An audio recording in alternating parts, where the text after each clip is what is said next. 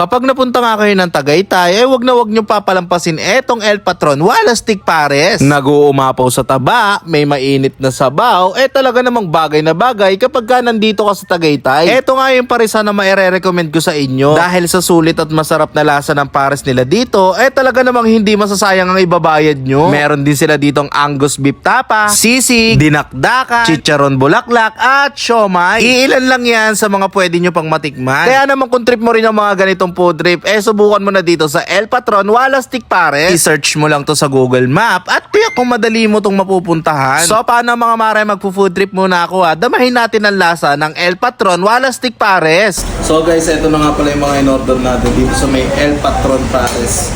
Ayun. El Patron Walastik Pares. Walastik Pares, pare. Tingnan mo naman yung pares nila, yung overload na in-offer nila sa akin. Uy, grabe ang daming laman. Ito yung laman, tol. Siguro mga kaya ng 4 na katao to, no? Dami, yun. Kayang-kaya, idol. Lululoy na natin. Pero syempre, titignan natin kung titimplahan pa ba o hindi na.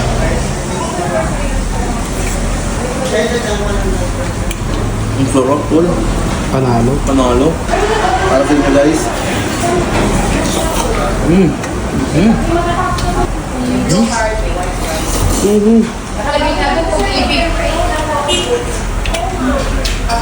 Grabe, ang sarap.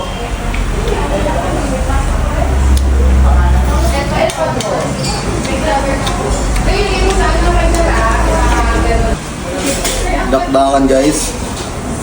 Wow. Tikman na natin itong ano nila, dakdakan. Panalo talaga yan.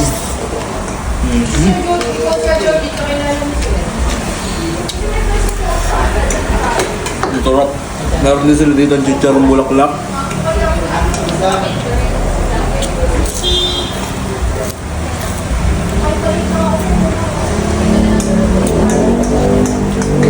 Ano lutong, ha?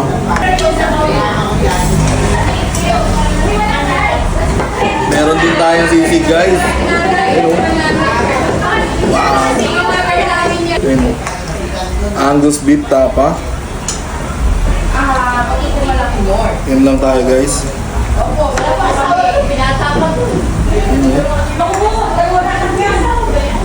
Wow.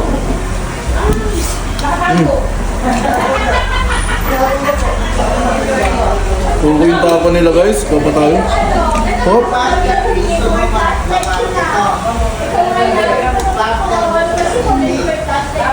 Sakto lang yung tamis ng tapa nila, guys. Ang sarap. Kuha tayo, guys. May kuha pa tayo, Kuha pa tayo. Takot daw. Ayun, wow. Sa mga naghahanap ng food trip dito sa Tagaytay, subukan nyo dito sa El Patron Walastik Pares. Nandito lang sila sa Tagaytay. Puntahan mo na!